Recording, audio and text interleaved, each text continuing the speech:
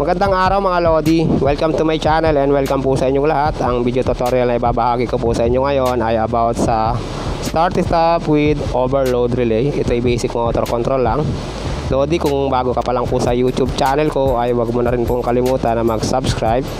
Ito yung mga device na kailangan natin kapag tayo ay gagawa ng start-stop control. Unahin natin itong magnetic contactor. Kalimitang ginagamit ito pag switching ng mga malalaking motor, 3-phase motor, at kaya din ito kahit matataas na amperahe ang dumaan sa mga contacts nito.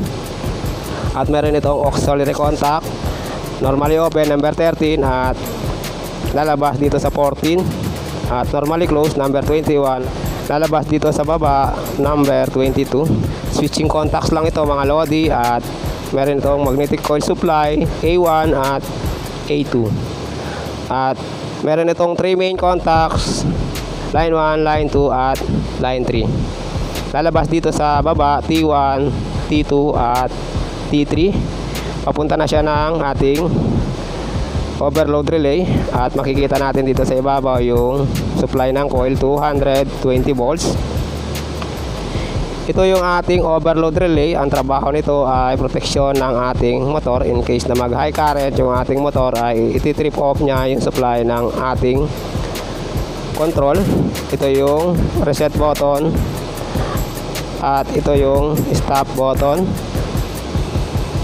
Makikita natin dito sa loob yung current settings. Depende sa inyo kung ano yung gusto niyo setup, or depende sa ating motor kung ano yung maximum current ng ating motor. At ito yung trip button mga Lodi. Ginagamitan ito ng mga maliliit na screwdriver para may pansungkit tayo.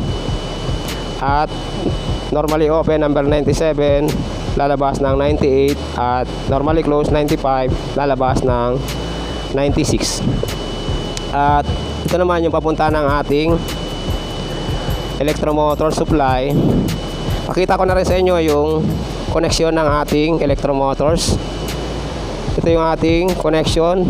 W2 nakakonect sa U1, U2 B1 at B2 W1 RST line 1, line 2, line 3, at pwede siya sa 230 volts. At ito yung connection LEDs niya mga Lodi. At syempre kailangan natin ng push button. Ito yung stop button natin mga Lodi. May numbering ito, number 1 and 2, normally close. At may terminal contacts ito dito at saka dito. At ito naman yung start button, normally open. May number din ito, 3 and 4. Siyempre meron ditong terminal contacts dito sa kabila at dito sa kabila. At kailangan din natin ng indicator light. Ito yung kulay green para sa running indicator light. Kapag nag-energize yung ating motor ay iilaw ito.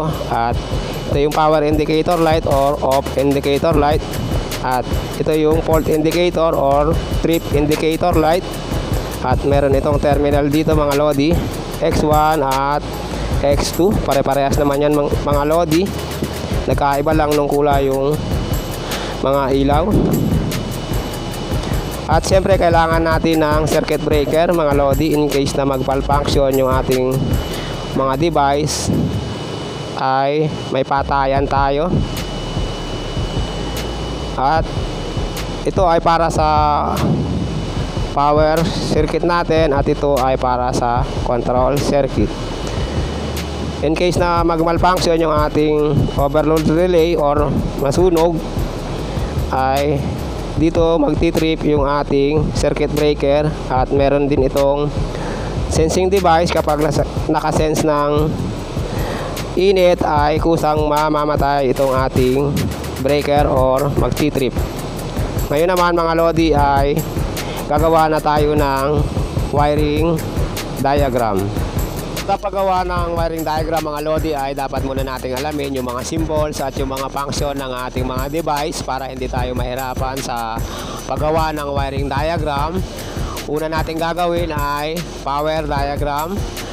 Mula main supply, line 1 ay dadaan ang circuit breaker pupunta ng magnetic contactor at lalabas ng overload relay diretso ng electromotors.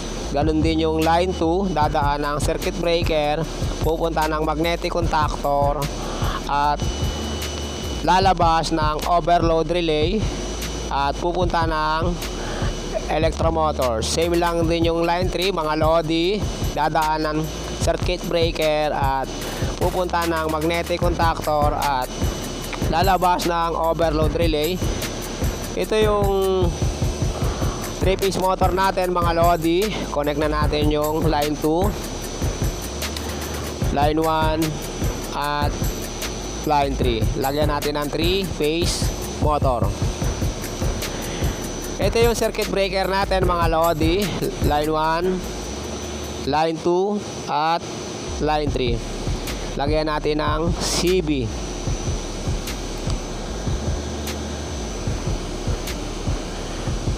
At ito naman yung magnetic contactor natin, lagyan natin ng M at ito. At ito naman yung overload, lagyan lang natin ng OL. At line 1, line 2 at line 3. Shades na rin natin mga lodi para visible tingnan yung ating drawing, para maliwanag kapag tayo ay nagwa-wiring na. Ngayon tapos na yung ating power diagram. Gagawa naman tayo ng control diagram. Kukuha tayo dito sa line 1, pupunta ng stop button, pupunta dito pababa mga lodi, pupunta ng normally close, stop button, ito yung symbols niya mga lodi, pupunta ng start button, normally open, nakaangat siya mga lodi, at pupunta ng ating magnetic contactor A1 at lalabas ng A2 diretso ng overload relay, normally close, at pupunta na siya ng neutral. Since wala tayong neutral mga lodi, ay i-connect na lang natin dito sa line 2. Ito yung line 2 mga lodi, connect natin dito. Meron na tayong control diagram mga lodi. Pwede natin itong energize. Kapag pinindot natin itong start button, ay dadaloy na yung kuryente dito sa ating control at mag-energize na yung ating magnetic contactor at gagana na rin yung ating electromotors. Since ito ay push button mga lodi, kapag binitawan natin ito ay kusa din niyang mamamatay. Hindi yan tulad ng mga ilaw natin sa bahay or yung switch. Kapag pinindot natin ay dire-diretso yung ilaw natin. Ang kailangan natin ay lalagyan natin ng holding contact sa pagitan ng stop button at start button. Dito yon mga lodi, 2 and 3. Pupunta ng 13 ng ating magnetic contactor. Yun yung auxiliary contact mga lodi na ipinakita ko sa inyo, at pupunta na siya ng A1 or number 4 ng ating start button. Lagyan natin ng auxiliary contact mga lodi. Lagyan na rin natin ng numbering. Start button number 1, lalabas ng 2 at pupunta ng start button number 3 at lalabas ng 4, at ito yung A1, lalabas ng A2 at pupunta ng 95 overload relay, normally close, at lalabas ng 96. Lagyan na rin natin ng OL. At itong holding contact natin mga lodi, number 13, lalabas ng 14. At syempre lagyan na rin natin ng indicator light. Ito yung running indicator light natin mga lodi. Kukuha tayo dito sa A1, pupunta ng X1 ang ating indicator light at lalabas dito sa X2 at babalik ng A2. Ito yan mga lodi, lagyan natin ng X, ito yung symbols ng ilaw, at X1, X2. Lagyan natin ng run indicator. Ngayon naman ay lalagyan natin ng power indicator or off indicator light. Kukuha tayo dito sa line 1, dadaan ng normally close ng ating magnetic contactor at pupunta ng off indicator light at lalabas dito sa X2 at diretso na siya ng line 2. Lagyan natin ng 21, lalabas ng 22, X1 at X2.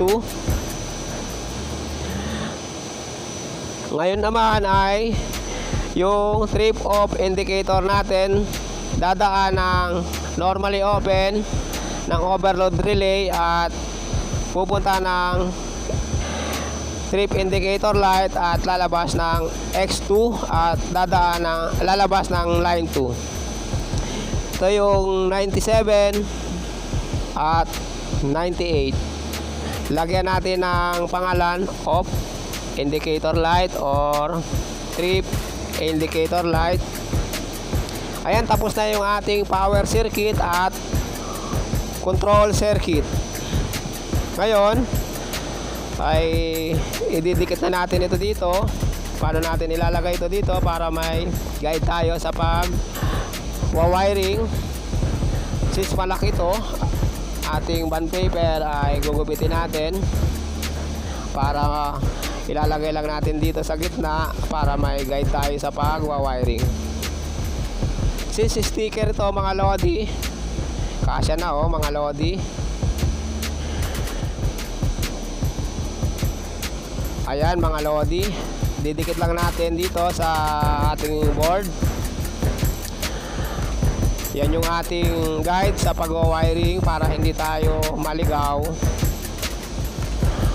Ayusin lang natin to mga lodi bago tayo mag-wiring.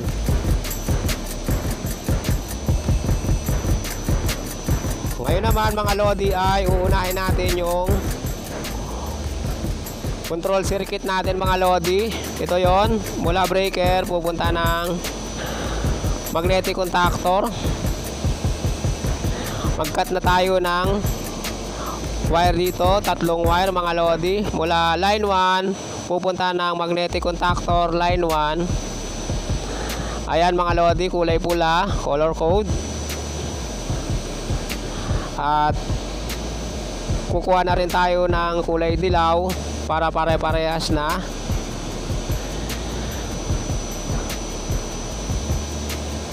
Para hindi magulo kapag natapos yung ating control circuit at yung ating ginawa.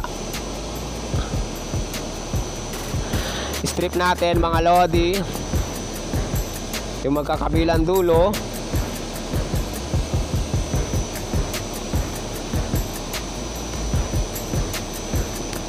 Unahin natin yung line 1. Mula circuit breaker line 1 pupunta ng line 1 ng ating magnetic contactor. Kulay pula yan mga lodi.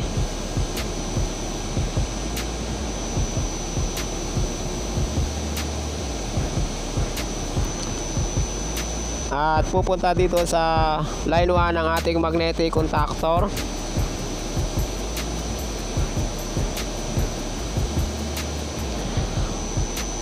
Sunod mga lodi ay line 2. Mula circuit breaker line 2 pupunta ng magnetic contactor natin. Line 2 rin yun mga lodi.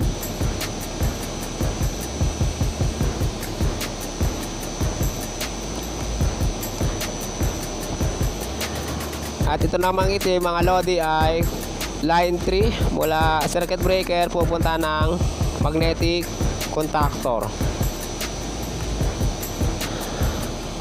Ay mga lodi,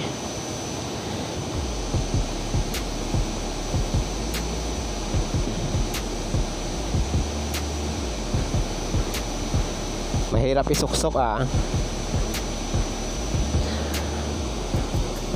Ayan, may supply na yung ating magnetic contactor. Ngayon naman ay supplyan natin yung papunta ng motor. Galing dito sa overload relay. Mula line 1 lalabas dito sa T1 ng ating overload relay.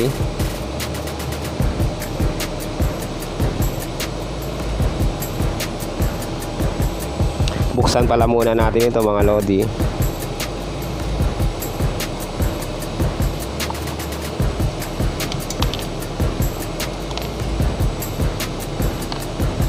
Ayan mga lodi, may low voltage connection at saka may high voltage connection. W2, U2, B2 connection ay para sa 230 mga lodi. Ito yung U1, B1 at W1. Ito ay 346 to 400 volt. Yung kulay pula galing sa T1 ay pupunta dito sa U1.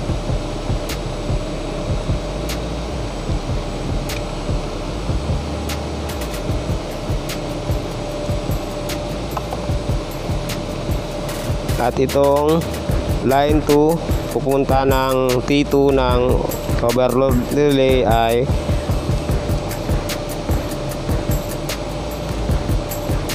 pupunta ng B2, B1 pala, sorry, B1 ng ating electromotors.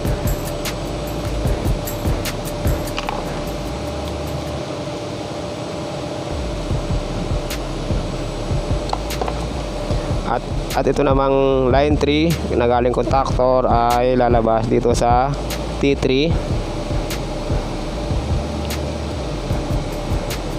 Kulay itim mga lodi, color code na ito. At pupunta ng W1.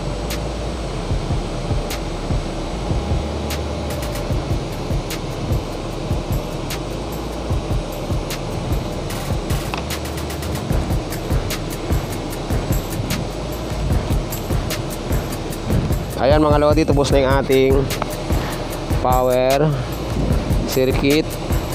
Ngayon ay takpan na natin ito mga lodi. Baka pasukin pa ng kung ano. Hindi pa gumana. Dalawang screw lang mga lodi.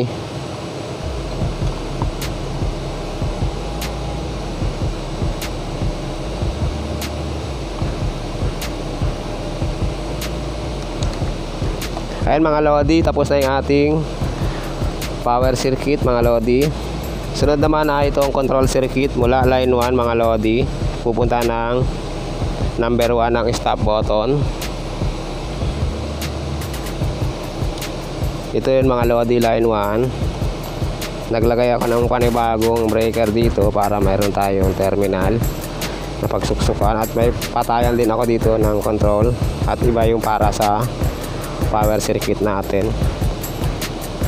At pupunta dito sa 1 ng stop button.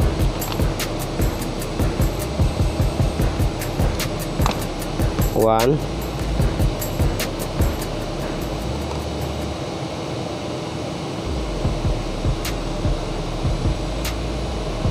At lalabas dito lodi sa 2. Ito yon mga lodi, 2.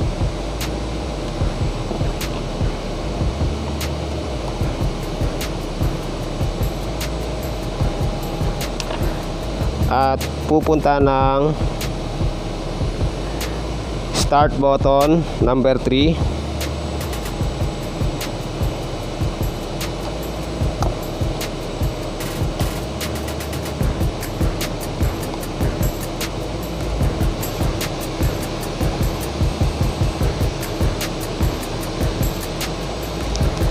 At lalabas ng 4.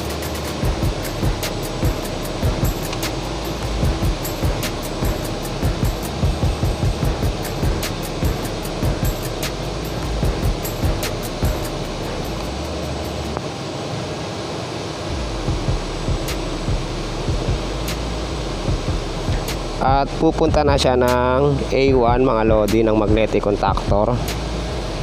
Dito yan mga lodi.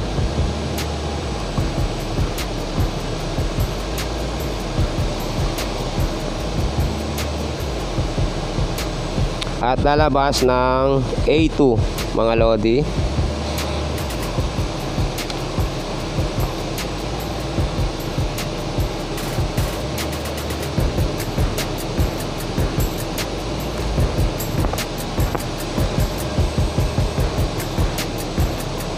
At pupunta ng overload relay 95.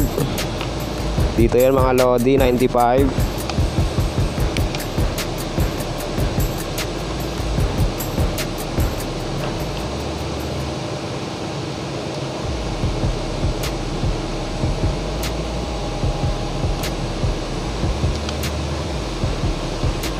At lalabas dito sa 96.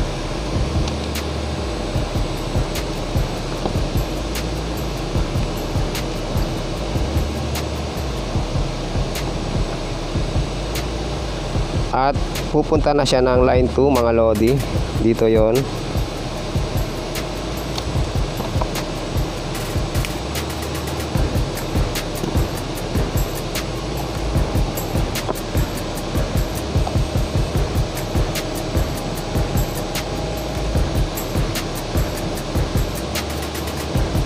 Sunod mga lodi ay holding contact sa pagitan ng 3 and 4,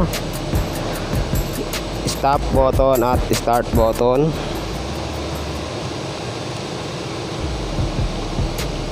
Dito yon mga lodi, 3 and 4 at 2 and 3 pala, sorry mga lodi, 2 and 3.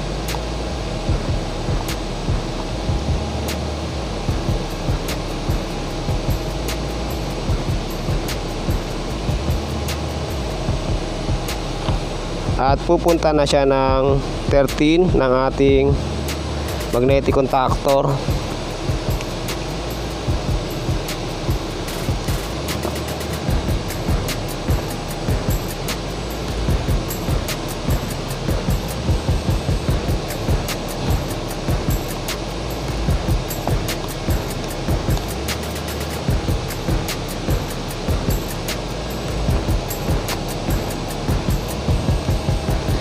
At lalabas ng 14 dito sa baba.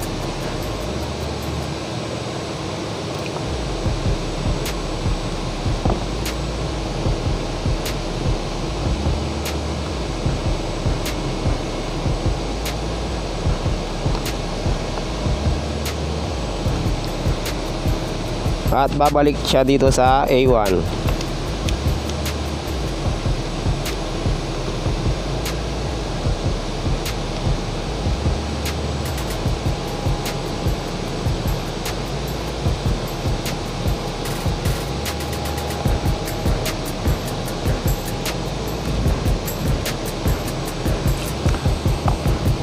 Ayan mga lodi, A1. Sunod natin mga lodi ay itong indicator light na run indicator light. Mula A1 mga lodi,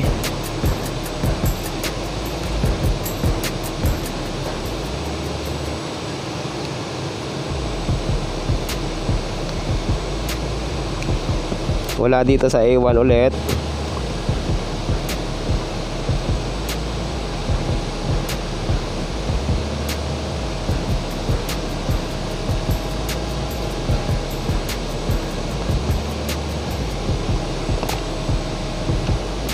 Pupunta siya dito sa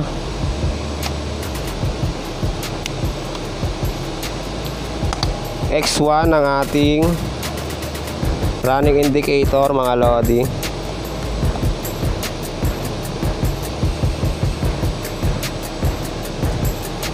At lalabas ng X2.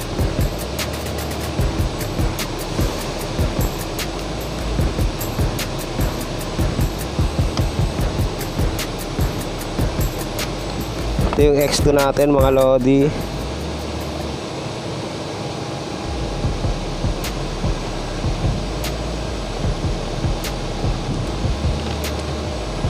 at babalik ng A2 ng ating magnetic contactor. Dito yon.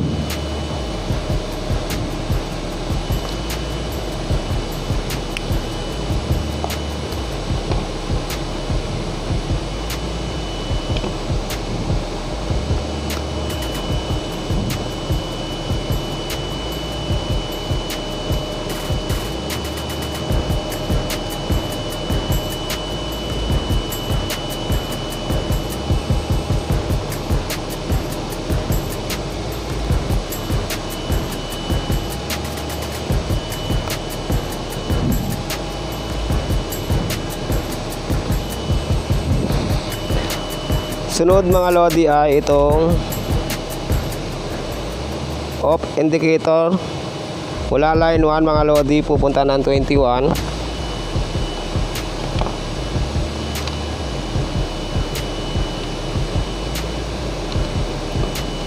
Mula line 1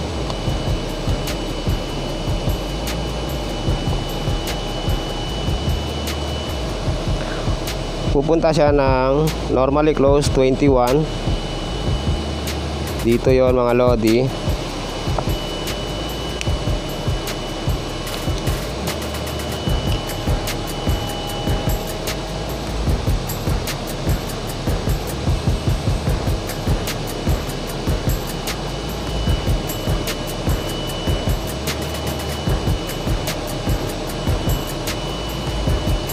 At lalabas ng 22.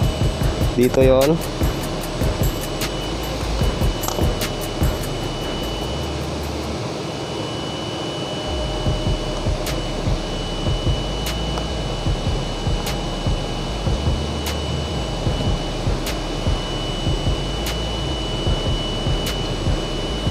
At pupunta na siya ng X1 ng ating off indicator light. Dito yon.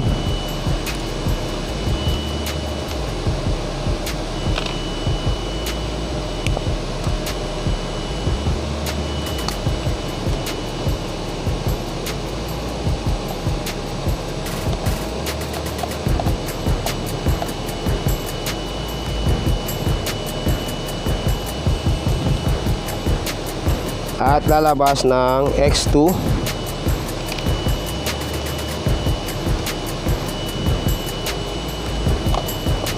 Ito yung X2 mga lodi.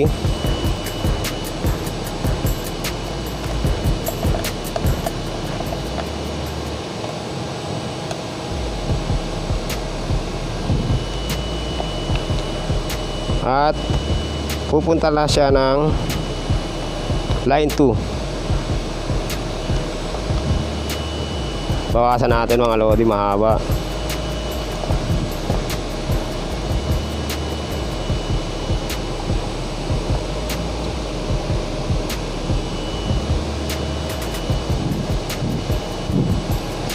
Sunod mga lodi ay trip indicator light.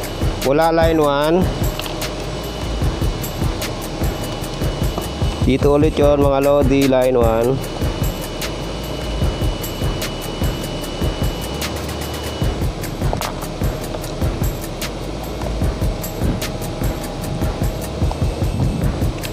Pupunta ng 97 overload relay.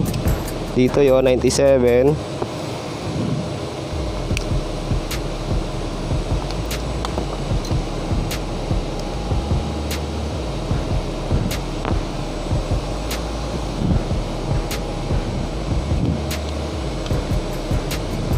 At lalabas ng 98. Dito lang yon sa tabi ng 97.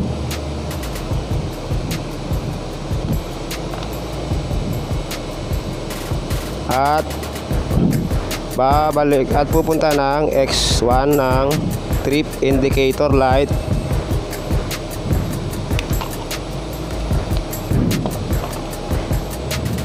Ito yon lodi, X1.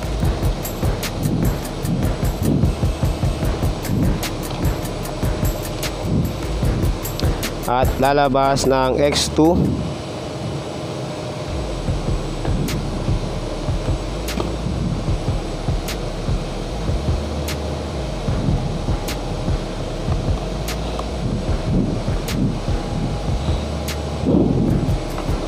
at pupunta ng line 2.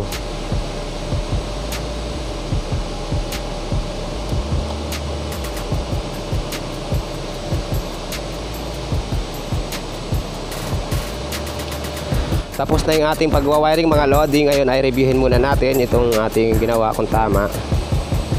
Itong control circuit na lang ng mga lodi. Mula line 1 pupunta ng stop button, lalabas, at pupunta ng start button, pupunta ng A1, at lalabas ng A2 papunta ng 95 overload relay, at lalabas na siya ng line 2. Sunod mga lodi ay yung self contact. Ito yung self contact mga lodi. Sa pagitan ng 2 and 3 pupunta ng normally open 13-14, lalabas ng 14 at babalik dito sa A1. Sunod mga lodi itong light indicator. Mula A1, ito yon mga lodi, pupunta dito sa green running indicator at babalik dito sa X2, pupunta ng A2. Ito namang stop indicator light mula line 1, ito yung mga lodi, ito yon, pupunta dito sa 21 at lalabas ng 22 at pupunta na siya ng orange na indicator light at pupunta siya ng line 2. Sunod mga lodi itong trip indicator light mula line 1, ito yon mga lodi, pupunta ng 97, lalabas ng 98, pupunta ng X1 at lalabas ng X2 at pupunta na siya dito sa line 2. Ayan mga lodi, i-harness natin para magandang tingnan.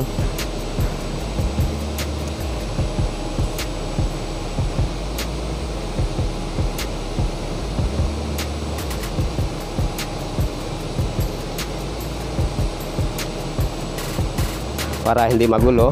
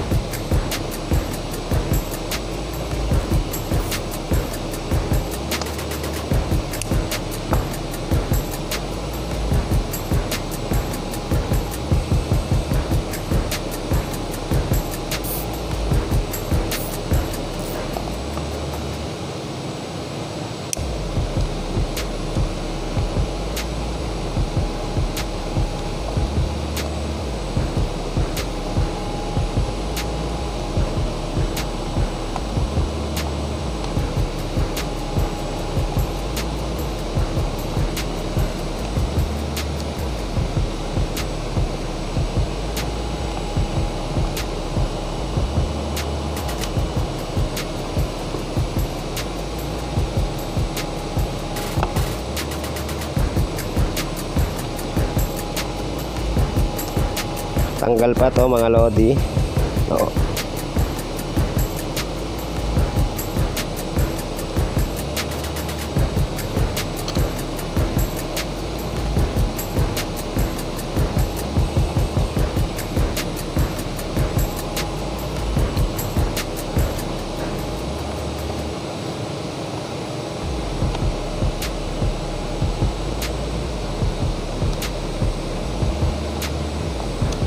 Maluwag pa to.